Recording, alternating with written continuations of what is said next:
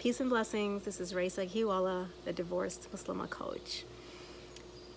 This being the month of the Quran, we look to it for solace no matter what our situation is.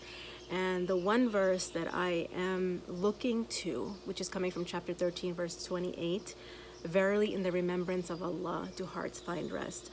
I'm looking at each one of the verses that I'm sharing with you through this lens. So the one for today is coming from chapter 2, verse 153, which says, "O you who believe, seek help through patience and prayer. Verily Allah is with the patient." And we all need help. That's a fact, and I think when we can recognize that and accept that, then we're more willing to embrace the help. And where is the best resource to get help? Of course, it's going to come from our Creator, right? So Allah subhanahu wa ta'ala did not send us here to live on this earth without help and support and guidance. We have the Quran, we have the Sunnah to guide us back to that connection with Allah. And and then from there, Allah guiding us to all the different means that can help us. So here Allah is telling us, how can you help yourself? This is how you help yourself, right?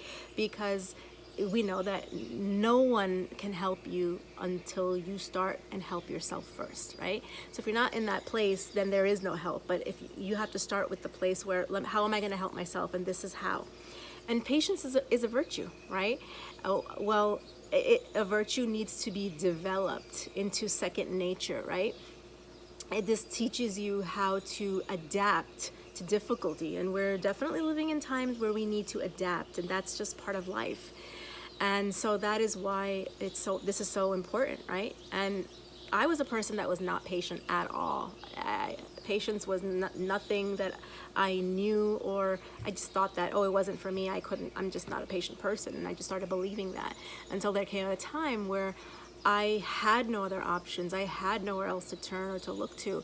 And then when I did turn to Allah with sincerity and with humility in utter desperation, I realized I needed patience, and I realized that I was struggling with it, and I realized I didn't have it. So I desperately made dua for getting more patience. Where was I going to get this, right? So part of it is striving for it. Part of it is making dua. Actually, the first thing we do is make dua, because this is something that Allah subhanahu wa ta'ala tells us to have, right? And that's going to help us. Well, we have to build it, right? We have to develop it. So making the dua with sincerity, and then just striving and trying, it will come to you. Allah will send it to you, right? And even you can have that level of beautiful patience, sabrun jamil, that Prophet Yaqub had when he lost his son Yusuf, peace be upon him. It was the same type of patience that our mother Aisha radiallahu anha had when she was being slandered, right? And so in this type of beautiful patience, there's a meaning to it. The meaning is that you're accepting the qadr of Allah. You're accepting the situation, yet you're doing your part. You're not being passive, right? And that's one thing I wanted to point out, is that striving is part of patience, right? Patience, or sabr, sabr, how we know it in Arabic, is not passive form of it doesn't mean waiting around, right? It's an active form of worship. It encompasses perseverance, endurance, forbearance, diligence, and restraint, right? It's a characteristic of enlightenment that develops in our hearts. And this is not something that you can just pick up, off the shelf, or get from anywhere. It has to be developed within you through your connection with Allah. So my message really for this is, make your intention, make your dua, strive for it, and know that, one of my mentors always says, when you have an opportunity that comes to you, what is always knocking on the door of opportunity is work. And so there's going to be a struggle. You're going to be tested in your sincerity. And when you know that, and you can accept that and recognize that, then you can work through the struggle with Allah's support and help. right? So, and I know that you've heard this before and it's common sense, but a lot of times it's not common practice. And so that is why we need to be aware of our thoughts and our thinking.